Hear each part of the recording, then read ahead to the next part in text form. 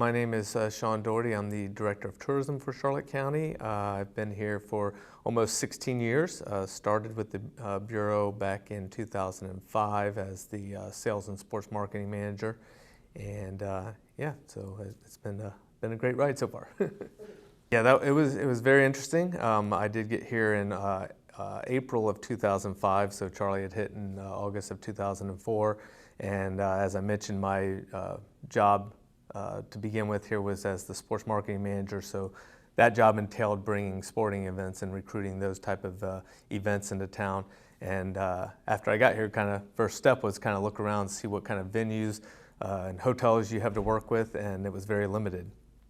So at first I was wondering what I got myself into a little bit, but at the same time I kind of looked at it as a little bit of a blank canvas, something that I knew would develop over time, and we had an opportunity in front of us. So initially, a lot of the events that we were hosting, and there weren't a whole lot of them the first couple of years because of the lack of venues and hotels, but we were doing basically outdoor based events. So we were doing some fishing tournaments, kayak festival, and things of that nature that you didn't necessarily need a bricks and mortar type facility or a lot of hotel rooms to support. So it was definitely very interesting to see the aftermath, but imagining what could become out of it after a few years was interesting to me.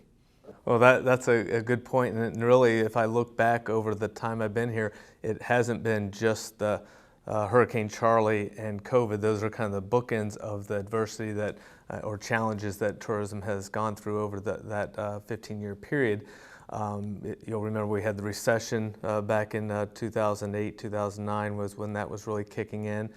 2010 brought the BP oil spill, and even though we didn't necessarily have a lot of oil wash up on our areas, it was a perception thing, you know, so people that we were trying to message to about coming down and visiting us here, you know, in their minds, all of Florida was covered in oil.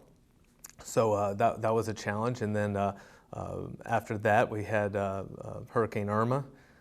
We had red tide of 2017-18, and now COVID-19 and 20. So I guess the good way to look at it is that we have been able to fight through those different types of adversity and have seemingly come out stronger on the other end of just about every single one of them. So I guess it's one of those things that, you know, there is no such thing as bad publicity, you know, in the long run.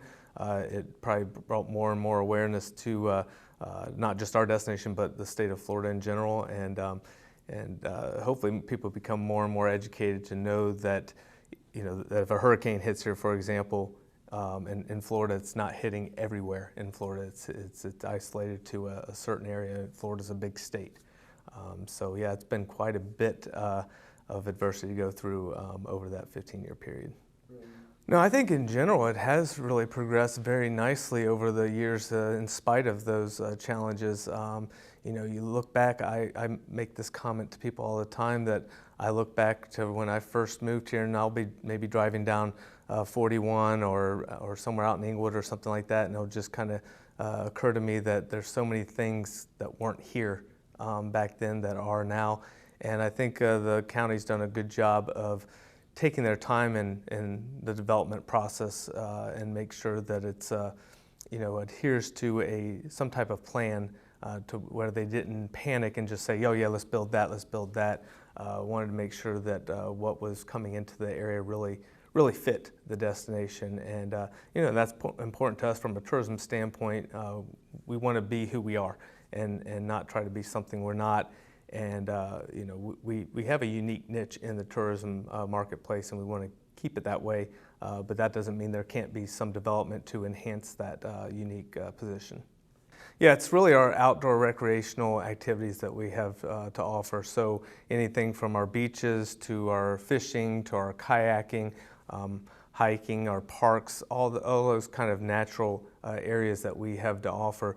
You know, we're not a metro area, and that really actually benefited us through this whole COVID pandemic, is that we weren't really hit as hard as other destinations from it, because people weren't wanting to go to those metro areas. They wanted to go somewhere where they can feel a little safer and more outdoorsy, which is something that we definitely offer here. So that's what we see from the research that we conduct on a regular basis, is that the majority of people that are coming here are looking for those type of outdoor pursuits. Right. I grew up on the east coast of Florida near the Cocoa Beach area, Space Coast area, and it's pretty similar to this area in terms of being kind of a laid-back, non-metro area, a good place to raise a family, but very close to the coastline. Yeah, I love the beach. I loved growing up on the east coast on the beach when I was a little more active in terms of trying to surf and do those kind of things, and I kind of like the calmer waters over here now that I'm a little bit older. But I left the state back in 1998 to pursue a job opportunity in New Orleans, so I was there for about 6 years, and really was looking just to get back to the state of Florida, be closer to family and the beaches and all that. So this job opportunity came available. I knew a little bit about Southwest Florida. My grandparents lived in Naples for years and years, and so we would visit them on a regular basis, but didn't really know a whole lot about Charlotte County or Port Charlotte. My college roommate lived right down the road down in Cape Coral, so I knew I'd at least have one friend down here that could kind of show me around a little bit. And but yeah, it was really the job opportunity and the desire to want to move back to the state of Florida. Well, I'm real excited about the future from a tourism standpoint in particular, because there are a lot of projects that are in process. So everybody knows about Sunseeker Resort that had a pause due to the pandemic, but it looks like hopefully they will be starting back up, hopefully in the not too distant future. Babcock Ranch has a lot that they're working on, and I envision that really being something that we can sell our destination on. It's really a new asset that we haven't really been able to sell in the past.